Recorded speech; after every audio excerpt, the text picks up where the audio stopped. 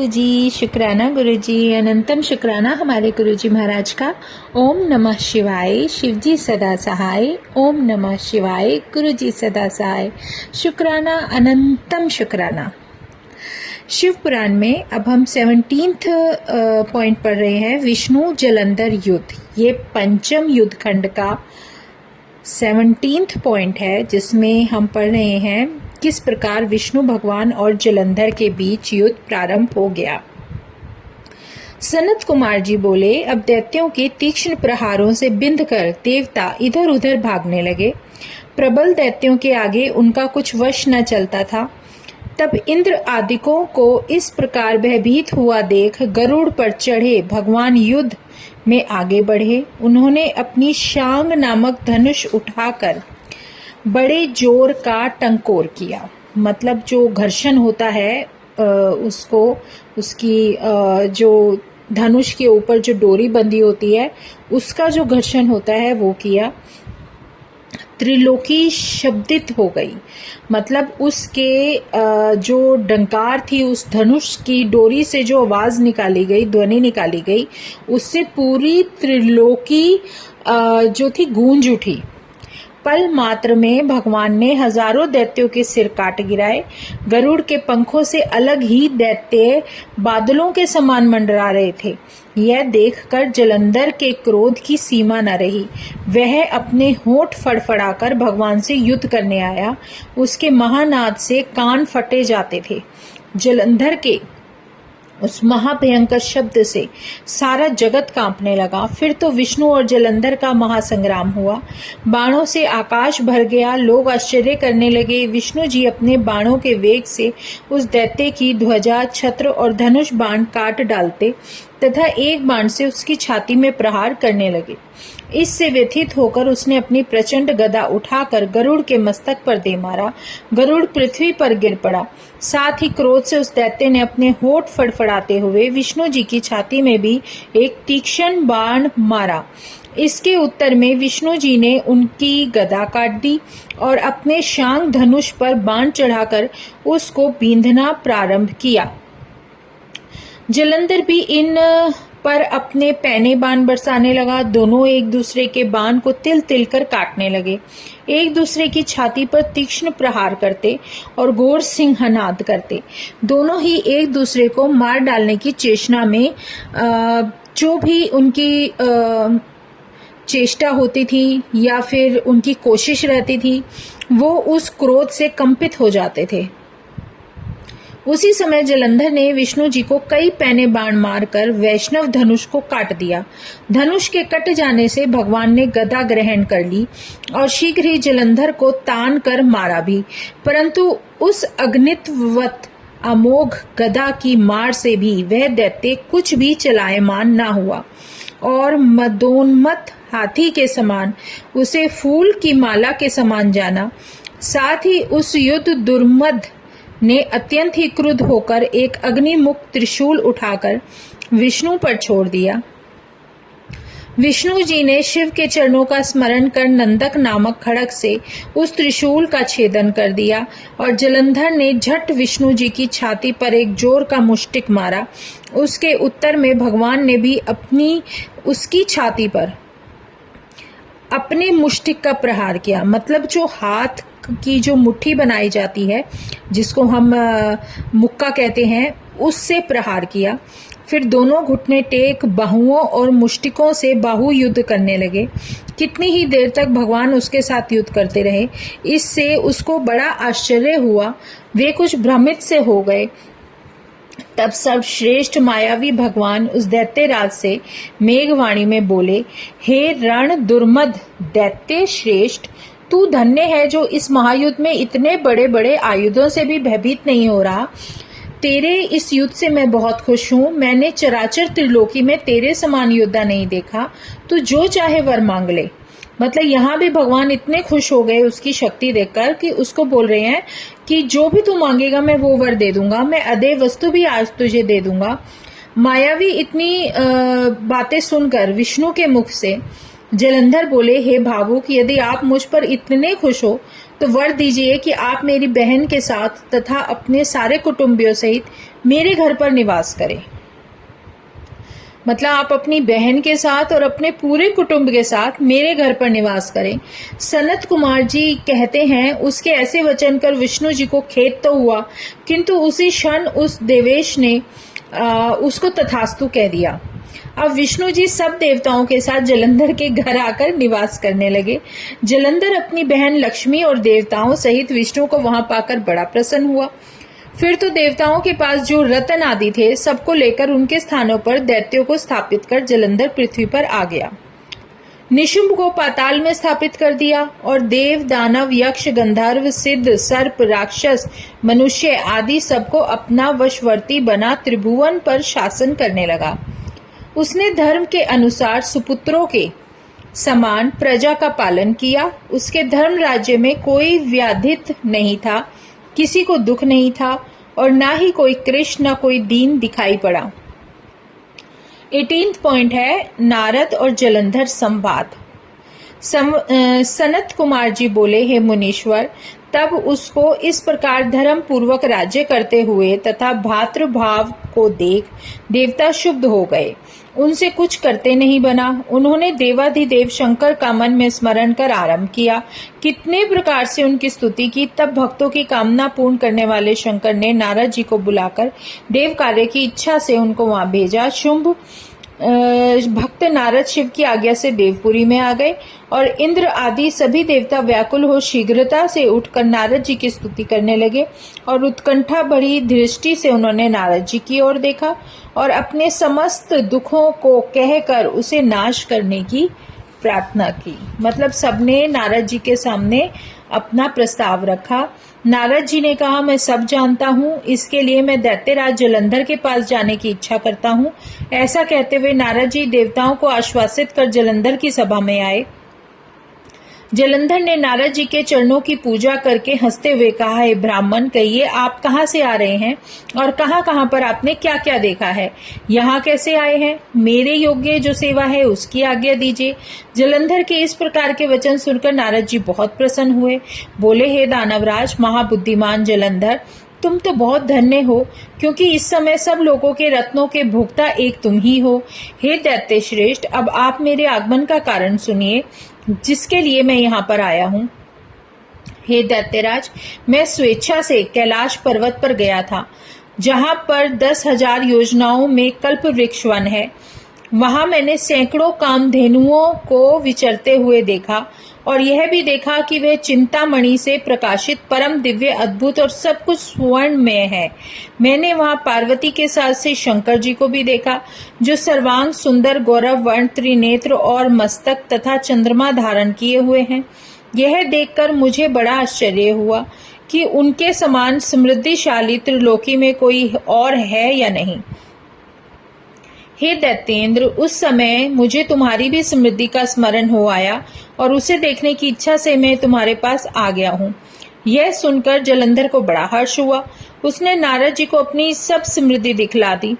उसे देख देवताओं का कार्य साधन करने के इच्छुक शिव प्रेरित नारद ने जलंधर की बड़ी प्रशंसा की और कहा कि निश्चय तुम त्रिलोकपति होने के योग्य थे।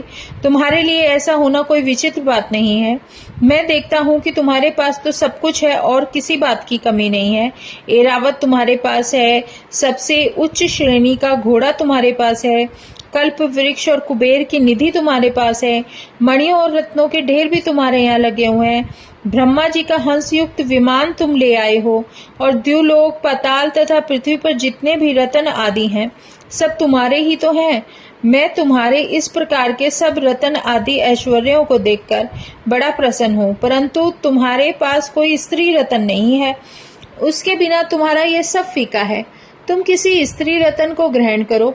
सनत कुमार जी कहते हैं कि नारद जी के इस प्रकार के वचन सुनकर दैत्यराज काम से व्याकुल हो गया। उसने नारद जी को प्रणाम करके पूछा कि ऐसी स्त्री कहाँ मिलेगी जो सब रत्नों में श्रेष्ठ है।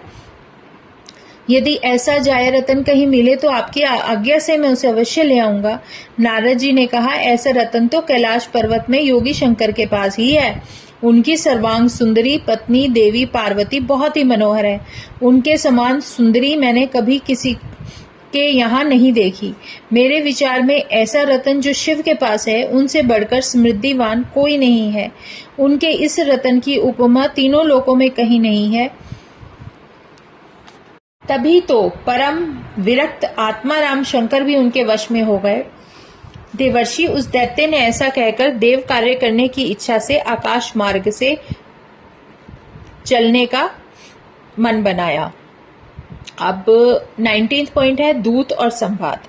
मतलब दूत और जो उनकी बातें होती है, वार्तालाप है, वो बताया जा रहा है। व्यास जी बोले, सर्वज्ञ सनत कुमार जी, जब नारद जी द्यूत लोक को चले गए तब दैत्यराज ने क्या किया वह विस्तार पूर्वक मुझे सुनाइए।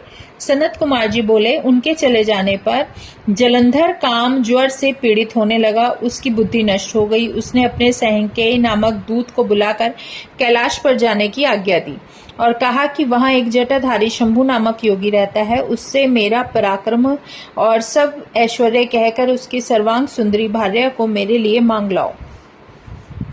तब ऐसे वचनों को सुनकर वह दूत शिव के स्थान में पहुंचा, परंतु नंदी ने उसे भीतर सभा में जाने से रोक दिया।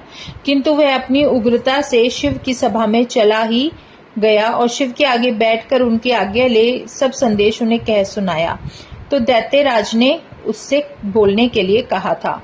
फिर तो उस राहु नामक दूत के ऐसा कहते ही भगवान शूलपाणी के आगे पृथ्वी के फोड़कर एक भयंकर शब्द वाला पुरुष प्रकट हो गया, जिसका सिंह के समान मुख था और जो कि मानो दूसरा नरसिंह ही था। वह दौड़कर राहु को खाने चला।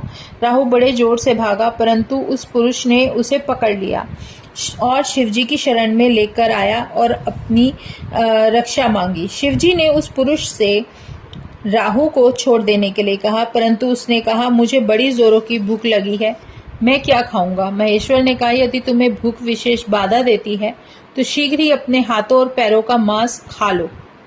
शिवजी की आज्ञा से वह पुरुष शीघ्र ही अपने हाथों और पैरों का मांस भक्षण कर गया। अब केवल उसका सिर शेष रह गया था।